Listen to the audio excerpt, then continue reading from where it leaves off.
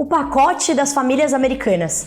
PIB nos Estados Unidos, PIB na zona do euro, reunião do FONC, troca-troca no Ministério da Economia e uma bateria de dados. Tudo isso e muito mais no Economia em Destaque de hoje. Eu sou a Raquel de Sá, analista de macroeconomia da XP, e esse é mais um do seu resumo preferido de economia no Brasil e no mundo.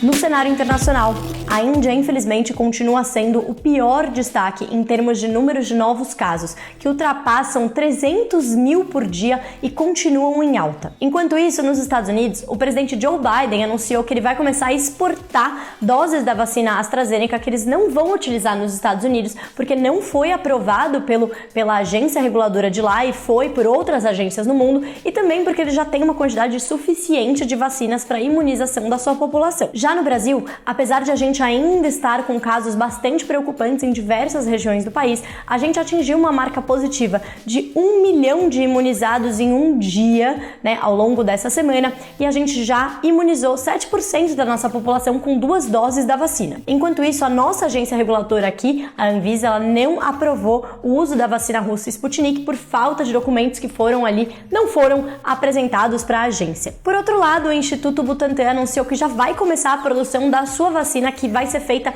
totalmente aqui no Brasil, a Butanvac, mas ainda precisa enviar documentos para a Anvisa para começar os testes em humanos. Movendo agora para o cenário econômico internacional. O grande destaque nessa semana foi de fato o anúncio e detalhamento do pacote das famílias americanas pelo presidente Joe Biden. Eu já tinha comentado aqui a semana passada que a ideia é fazer 2 partes de um pacote. Uma parte é focado em infraestrutura, um pacote de 2,3 trilhões de dólares a serem gastos ao longo de 10 anos, e nessa semana foi anunciado detalhes da segunda parte do pacote, que é o pacote das famílias americanas de 1,8 trilhões de dólares também a serem gastos ao longo de um período de 10 anos, que vai focar nesse caso em infraestrutura social, ou seja, são investimentos focados em saúde, educação, como por exemplo, subsídios para jovens de baixa renda conseguirem ir para community college, por exemplo, ou outros tipos de subsídios para creches. Então é um foco nessa infraestrutura social. Mas ao mesmo tempo, o presidente Joe Biden, em seu discurso no Congresso, ele destacou que esses 2 programas, esse pacotão,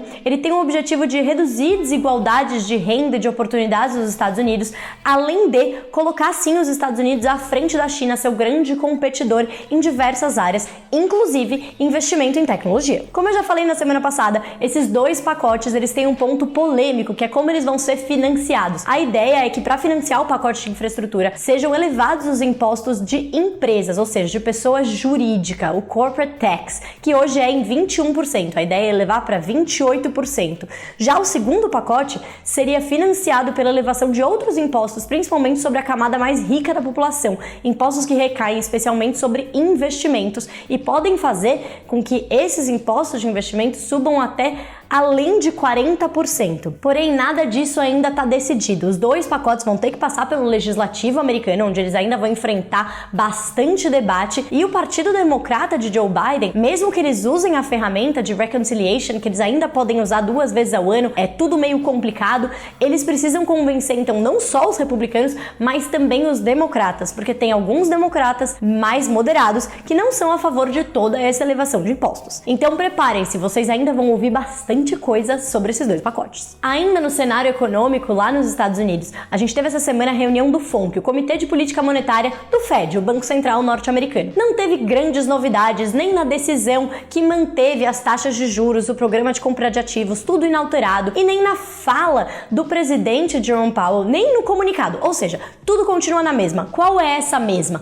A mesma são estímulos monetários bem elevados, tanto por meio da taxa de juros que está entre 0 e 0,25, quanto por meio do programa de compra de ativos que vai continuar inalterado. A gente aqui na XP acredita que isso só vai começar a mudar lá no 3º trimestre do ano que vem, quando vão começar a ser reduzidos os estímulos via compra de ativos, e só lá em 2024 que a gente deve ver uma elevação na taxa de juros nos Estados Unidos. Nessa semana também foi divulgado o PIB referente ao 1º trimestre lá dos Estados Unidos. Ele cresceu 6,4%, o que indica uma recuperação bem forte, mesmo que ele tenha vindo um pouquinho abaixo das expectativas. O crescimento foi puxado especialmente pelo consumo das famílias, o que já era de se esperar, dado o tamanho do pacote que foi aprovado no começo desse ano, de quase 2 trilhões de dólares, que incluía aí um cheque bem grandinho para famílias americanas. Então, a renda familiar cresceu bastante, assim como a poupança das famílias, mas o consumo também. E nessa semana a gente também teve a divulgação do PIB do primeiro trimestre lá da zona do euro, mas diferente dos Estados Unidos, ele não mostrou uma grande, forte recuperação. Ele veio, na realidade, uma queda de 0,6%, principalmente devido aos impactos da segunda ou terceira onda da Covid-19, que marcou bastante os primeiros 3 meses lá na Europa. O lado positivo é que os dados de abril, eles já mostram que essa situação já está mudando. A vacinação já está acelerando na maioria dos países ali na zona do euro, e isso a gente já consegue ver nos dados de confiança. O índice de confiança ali na economia, na região, ele subiu e finalmente atingiu o patamar pré-pandemia. Passando agora para o cenário doméstico. Nessa semana, a gente teve uma verdadeira bateria de dados macroeconômicos. O que esses dados indicam é: estamos em uma recuperação gradual da atividade, enquanto as nossas contas externas seguem super fortes, a inflação ainda pressionada e os resultados fiscais dos meses surpreendendo positivamente. Então vamos lá.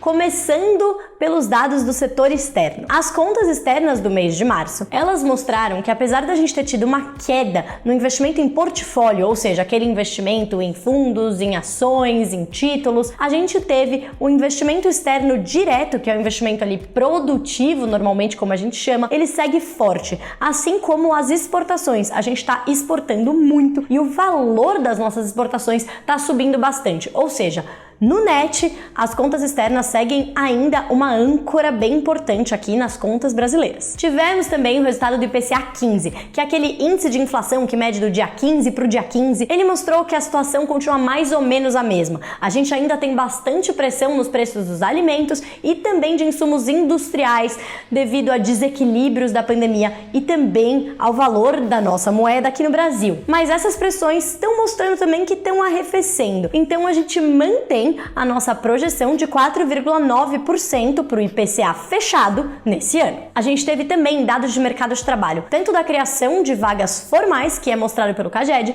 quanto formais e informais, que é o número da PNAD. Bom, o que mostrou? A PNAD mostrou que o desemprego subiu de 14,2% para 14,4%, ou seja, ainda estamos piorando um pouco, mas ao mesmo tempo o CAGED mostrou que a gente está criando vagas no setor formal. O que isso tudo indica? Que o mercado de trabalho está sim recuperando, mas ele está recuperando mais lentamente, principalmente no dado de março, que já mostra alguma daquelas medidas de isolamento, vigentes. Ou seja, a gente ainda vai passar por uma situação complicada no mercado de trabalho, tem muita gente também fora do mercado e o setor de serviços foi aquele que mais sofreu. Então a gente espera que o mercado de trabalho, o desemprego em si, ele só volte ao patamar pré-pandemia lá para o final do ano que vem. E por último, nessa bateria de dados, a gente também teve dados fiscais do mês, também no mês de março. Eles mostraram que a arrecadação segue forte, lembrando que a arrecadação ela sempre se refere ao mês anterior, então a gente está falando de arrecadação de coisas que aconteceram ainda em fevereiro.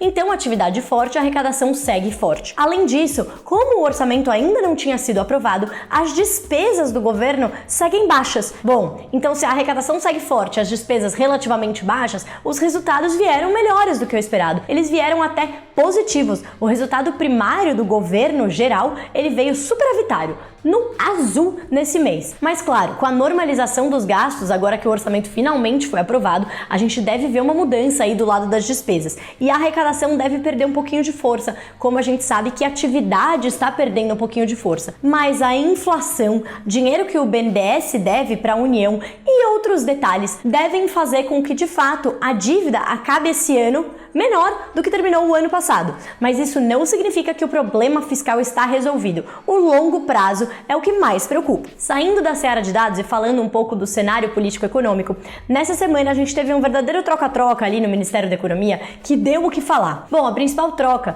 foi a que levou o secretário do Tesouro Nacional, Bruno Funchal, lá para a Secretaria de Fazenda no Ministério da Economia. Mas na nossa visão, essas mudanças foram positivas. Enquanto algumas das saídas não tiveram nada a ver com essa questão política, política, foram mais questões profissionais de quem decidiu sair mesmo. Essa troca principal do Tesouro e ali na Secretaria Especial de Fazenda, a gente vê como positivo, porque ela troca ali pessoas de nível técnico muito alto por outras de nível técnico muito alto, mas a principal troca ali entre a Secretaria do Tesouro e a Secretaria de Fazenda, a gente vê como positivo. Ela vai ajudar na articulação política, continuam sendo pessoas técnicas de carreira, então não vemos isso como um enfraquecimento do Ministério da Economia, nem do ministro nesse momento, desse ponto. Nessa semana também chamou bastante atenção uma quase decisão lá do Supremo Tribunal Federal, do STF, sobre uma questão tributária que pode levar a uma perda de 200 bilhões para a Receita Federal nos próximos anos. Calma, não é em um ano só. Isso envolve a base de cálculo do ICMS, se inclui ou se não inclui o PIS e o COFINS.